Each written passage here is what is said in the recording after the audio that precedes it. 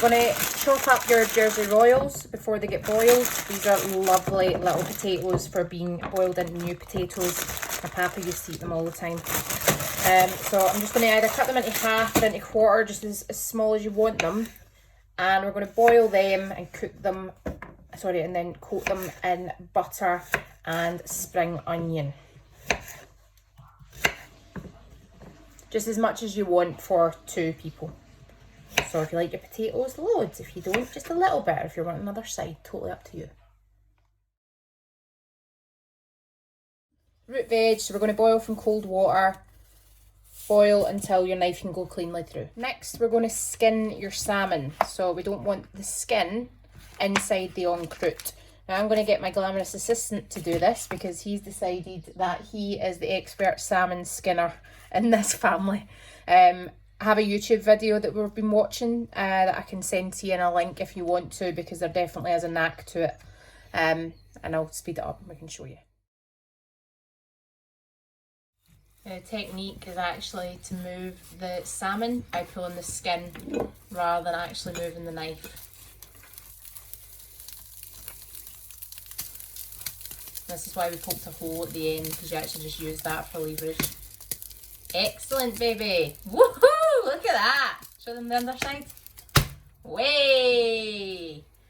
Again, we can send you the link we use, but as you can see, wonderful. Now the salmon tapers, as you can see. However, we can cut it this way and actually lie that across if we want to do one big one, which we are going to do. Alternatively, you can actually do 2 and have them under, and then the same again here, and do them as 2 croutes. But we're just going to do almost the family croute, albeit it's just for 2 people.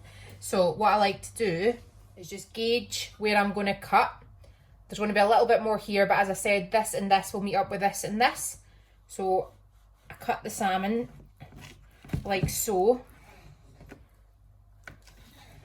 And just to show you, it's going to be layered on top like that. Excellent. And then what I want you to do is get some kitchen roll and dry off the fillets. I'm just going to lay some kitchen roll flat on top, flip that over, and do the same on that side. And I'm going to get a fresh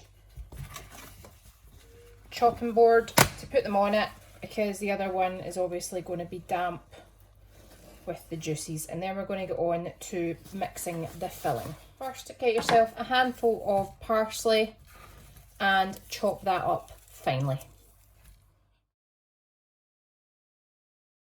Next, we're going to add your cream cheese to your Dijon mustard, lemon juice, salt, pepper and parsley to make the filling. So just put it all in a bowl and mix it all together.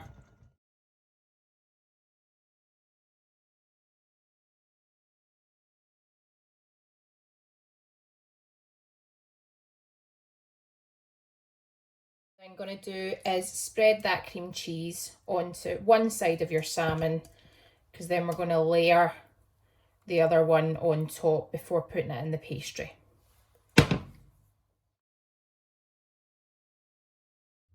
And you'll see I've actually put where the skin was on either side of the cream cheese, so you can see the nice fillet of salmon on either side, but it's also because it's got a flatter surface which will sandwich the middle.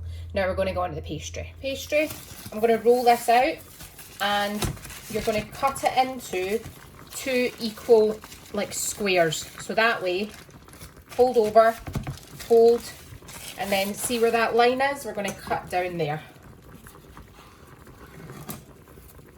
My potatoes are ready now, so I'm going to strain them out just for how small I cut them. You just want a knife to be able to go through them. Whilst your potatoes are warm, I want you to add a dollop of butter into them and stir that through. Sprinkling of your maldon salt. And then what we're going to do is chop up your spring onions and mix through as well. But we can do that when the salmon croute is ready. You've got 2 squares, same size. I've beaten up our egg in a cup. I've got a silicone brush to use. So when you take one side of the pastry off, put it to a side and bring over your salmon. You then take your salmon and lay that in the middle of your pastry, like that. And get your egg wash and just wash around the sides with your egg. We're going to trim this as well so that it's nice and neat. So don't be afraid if you've got quite a lot of pastry excess around the side at this point. What you're going to do is lay over your second bit of pastry. Now, because it's got the height, it won't reach the same level, if you know what I mean, as the other pastry. So you can see here, right? But what you want to do is basically fold it down neat around the salmon. No air pockets if you can help it. So don't be afraid of just getting in there. Then all I want you to do is just go along each side and cut off the excess pastry just so we've got a neat square.